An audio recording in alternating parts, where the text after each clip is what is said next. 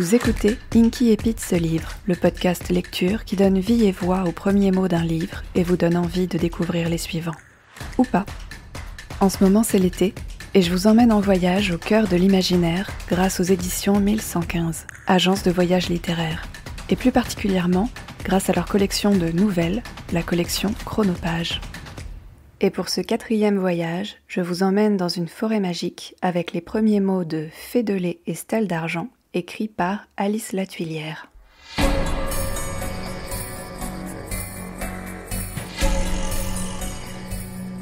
Il fut une époque où le feu se montrait encore sauvage.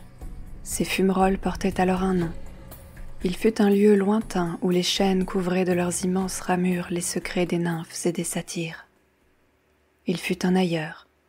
En cet ailleurs, quand sonnait l'heure des braises et de la nuit, quand les jambes ployaient d'avoir trop dansé, les assemblées se paraient de guirlandes de chrysanthèmes et de lys d'eau.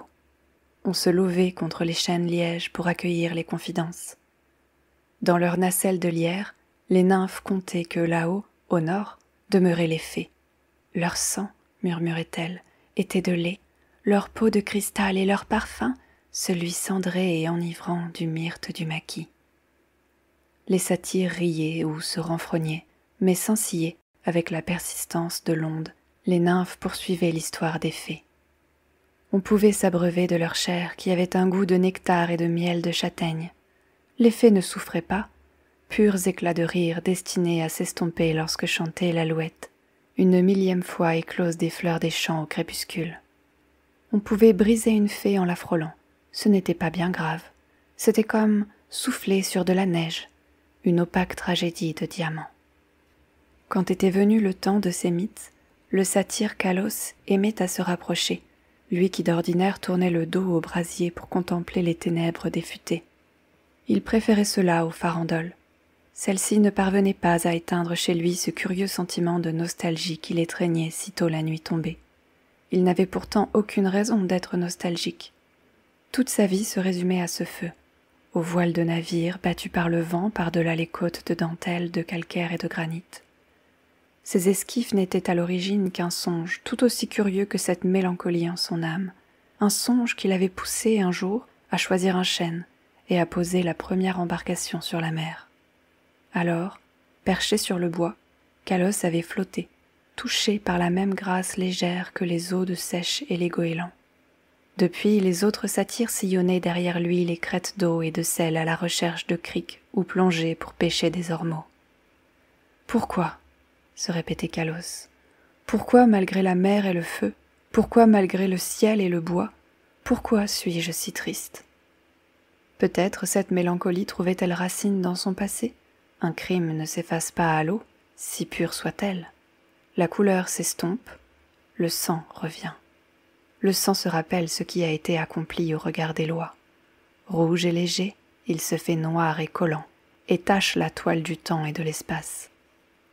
Satyres, nymphes, mais aussi sirènes, centaures ou sphinges, tous complices, jusqu'aux frêles myrmillons, esprits de rire et de jouvence, complices de bien pire encore que le meurtre, l'inceste ou le parricide.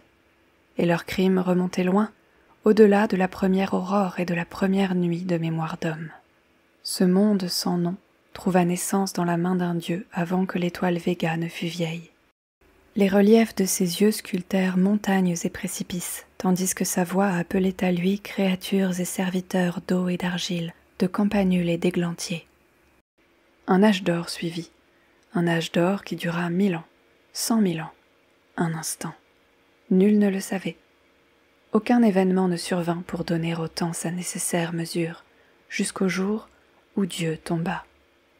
Il y eut un soir, un matin. À l'heure de la première tragédie, Kalos comptait les étoiles filant dans le ciel. Il se le rappelait, car alors il vint à la vie. Ce fut le premier événement dans une existence de volupté et de vacuité, l'heure où Dieu avait succombé à l'ennui de sa trop parfaite création. Attirés par le fracas, tous se réunirent pour pleurer autour du Créateur, et avec la foule apparut la première rumeur, née des nymphes, et qui enfla parmi les orphelins. Goûter la chair de Dieu, c'était devenir Dieu, murmurait quelqu'un, mais qui ? Nul ne le savait. au premier rang, pressé par le chagrin, porté par les chuchotis et les larmes de ses camarades, Kalos inventa le couteau d'un éclat de silex. Ce fut sa première invention, avant la navigation. Après l'avoir dépecé, tous se mirent à dévorer Dieu en une orgie de chair et de pleurs. Ce jour fut rouge, et le soleil qui se leva fut rouge aussi.